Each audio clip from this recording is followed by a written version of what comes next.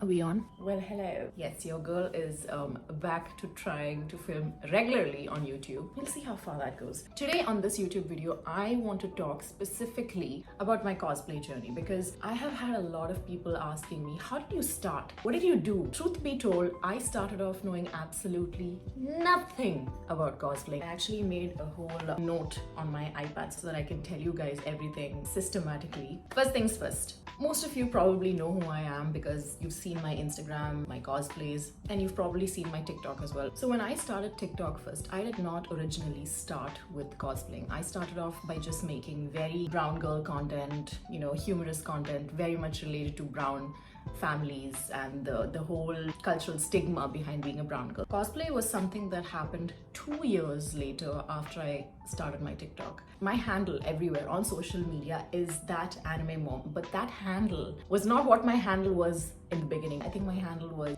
it's Shaz X or something like that, because everyone was putting an X in between their spelling, and I was like, okay, you know what, maybe this is what the kids are doing these days, so I may as well put this to look cool. Needless to say, that did not last. 2 years later is when I actually properly branded myself as that anime mom. My journey as a cosplayer, the best way to describe it is with my friendship with Chrissy, because she was the first friend that I made who was a cosplayer and who posted a lot of anime content. There were always certain factors where I would stop myself saying that no, maybe this is not meant for people my age, and no, I'm not going to tell you my age. And so when me and Chrissy became friends, I would always tell her I really like the way you cosplay, and I enjoy watching people cosplay, and I wonder if I can do it. Immediately she was like, what's stopping you to start?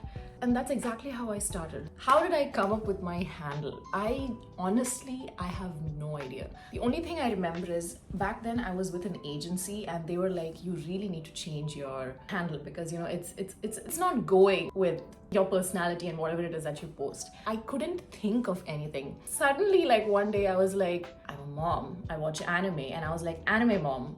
Back then again, I knew Nagma, who's that Maluchik, so I was like, that anime mom, how does that sound? And immediately I just changed that into my handle and the handle stuck. Everyone knows me as that anime mom. A bunch of you keep messing my username, by the way. Some people call it Thatanimemom or that Annie mom or Anima or something. It's like so many of you don't get it. It is called that anime mom. Stop messing up my username. Okay, so how did I start cosplaying? Honestly, when I first started cosplaying, I did not have a lot of wigs. I did not have a lot of the outfits or anything. When I wanted to start cosplaying, I wanted to start small. And back then, Haikyuu was the best anime that everyone was talking about. It still is one of the best animes that I've watched, and I would watch it again anytime. So my first two cosplays were Kaneki from Tokyo Ghoul and Kenma from Haikyuu. For Kenma, what I did do was I just got a red hoodie. My hair was blonde back then and I had dark roots. I had layers. So what I did was this much of the layers was my hair and the rest I had just tied it back so it looked like my hair was short. So that was how I did the Kenma cosplay. And when it came to Kaneki, what I had for Kaneki was only red lenses. And those were the cheapest lenses that I could find that I got off Amazon, and I got his mask as well. These were my first two cosplays and I was like, okay, let's see how it goes. I don't remember exactly how it went, but I had a great time filming it. In my opinion, for them being my first cosplays, those were pretty good. And I was very proud of myself, I'm not gonna lie. So that was how I started off. After those two, I remember doing an Nanami cosplay and that did really well. That gave me so much of personal gratification that I was like, okay, I need to keep doing this. I cannot stop doing this now. I'm having way too much fun and there was no turning back. Now, the main purpose of this video is not just to speak about my cosplay journey, but it's also to help people out there who are very much interested in cosplaying, who want to start but don't know how to. Here are a few pointers that I figured in my cosplay journey. Number one, start off with the simplest outfits. And obviously these are not canonical cosplays, but these are cosplays that you could make do with just these outfits. 4 or 5 things that you can use for almost any cosplay. You would need white button-down shirts, a suit, necktie, black pants, and a black turtleneck. These are easily procurable without wasting a lot of money. Definitely get these things first before actually investing in proper cosplay outfits from different companies. Second is your makeup. You can watch a lot of makeup tutorials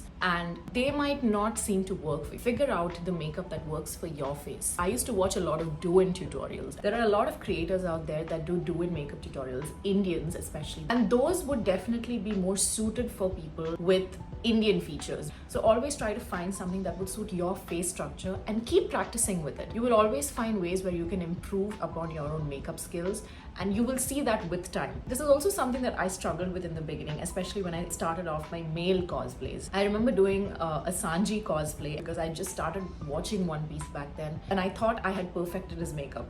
Needless to say, in the video it did not turn out well, but it was, again, I had tried. When it comes to a lot of my male cosplays now, I think I have perfected the makeup. The most recent male cosplay that I did was Taro Sakamoto, and I'm pretty happy with how it looks. I definitely feel like there's room for improvement though, so I'm going to work on that. The makeup that I've put now is doe-in makeup. There are a few steps here and there that I've tweaked to fit my facial structure, and this is mainly the kind of makeup that I do for my female cosplays. If you guys want a tutorial on this look, then just let me know and I'll film another YouTube video for that. It gives me a reason to film something. Number 3, wigs. Now, I did not invest in a lot of wigs when I first started cosplaying. My hair was blonde back then. I would try to make maximum use of my blonde hair for different characters. After I transitioned to my red hair, I did Sukuna, I did Akaza, I did a red hair version of Choso, I did Hisoka. So always try to make do with whatever it is that you have in the beginning before investing in wigs. If you have black hair especially, you can do a lot of different cosplays with that. You can do Eren Yeager, you can do Levi, you can do Ghetto, you can do Megami, you can do Crollo from Hunter x Hunter. The list is endless. Now, if you're someone who actually wants to perfect your cosplay and really want to start investing in wigs, my suggestion would be to make a list of the characters you want to cosplay and then getting their wigs so that you can channel your finances responsibly. So for me, it was mainly either 2 or 3 characters max in a month, and I would make multiple videos with them that I could post throughout the month. If you're buying wigs, make sure that you're buying only the wigs that are required and make sure that it's not going to be wasted. Once you're done with a certain length of it, you can always modify it to use it for a different cosplay. Nowadays, I lean more towards lace front wigs because they make my cosplays look a little bit more realistic. Obviously, if your cosplays have bangs, I would suggest just going for the regular wig because your hairline is not going to be seen. Number 4, styling your wigs.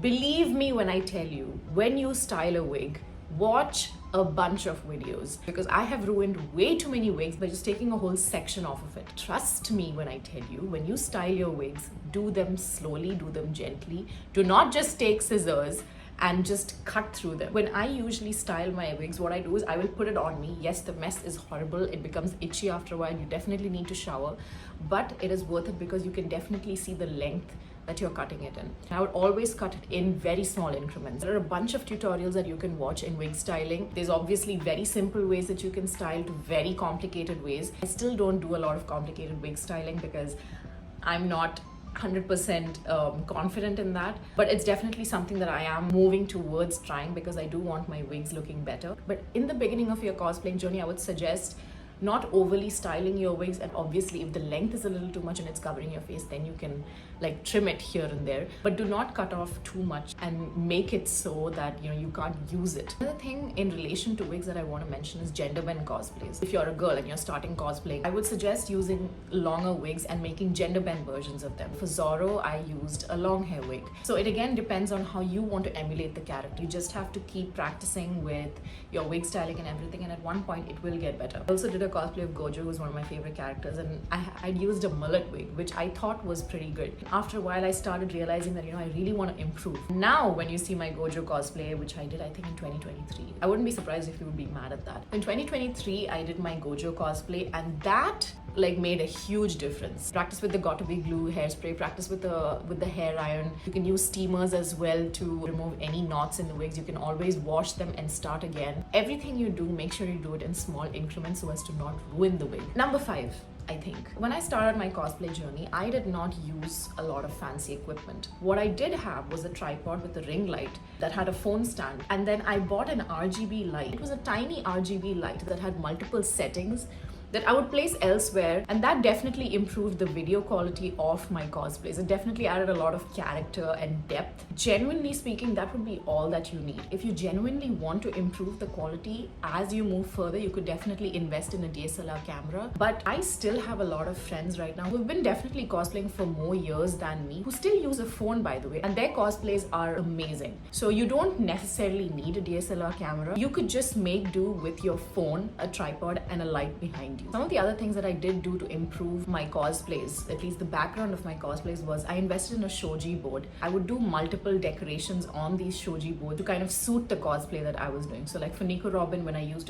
the shoji board, I had put like different cherry blossom sakura flowers around it, and that made it look a lot better. You don't necessarily need a shoji board. Like if you have a white wall, you could definitely just make do by decorating your wall or putting something behind that would make your cosplay videos look better. Number 6. Now I wouldn't say that immediately when you start cosplaying you would meet other fellow cosplayers, but eventually or gradually there will be other cosplayers who will notice your videos. Always try to build a connection with them. The cosplay community is huge, and I wouldn't be where I am today if it weren't for my friends within the cosplay community. A lot of them gave me brilliant tips on how to improve my cosplays. When I first became friends with Chrissy, that in itself helped me start my cosplay journey. She helped me figure out a lot of the tricks when it came to cosplay, just with whatever it is that I had. After meeting Chrissy, other cosplayers started noticing me.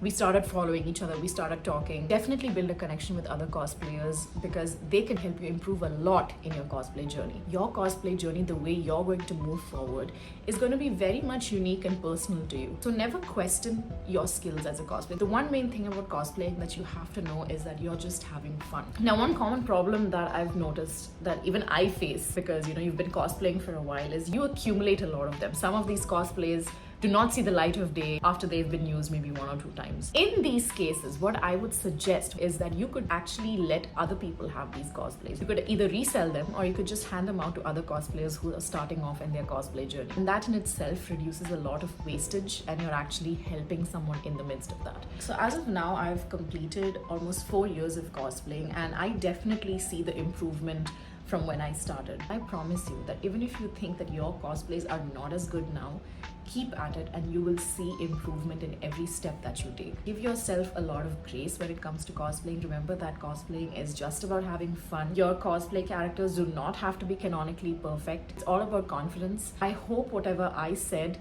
can help you in your cosplay journey, and if you're looking for a sign to start cosplaying, take this as your sign. Just start with a picture, start with a video, a simple video, just go from there. I hope this video helps, and remember to follow me on all my socials at Thatanimemom, and I'll see you in my next video. Bye.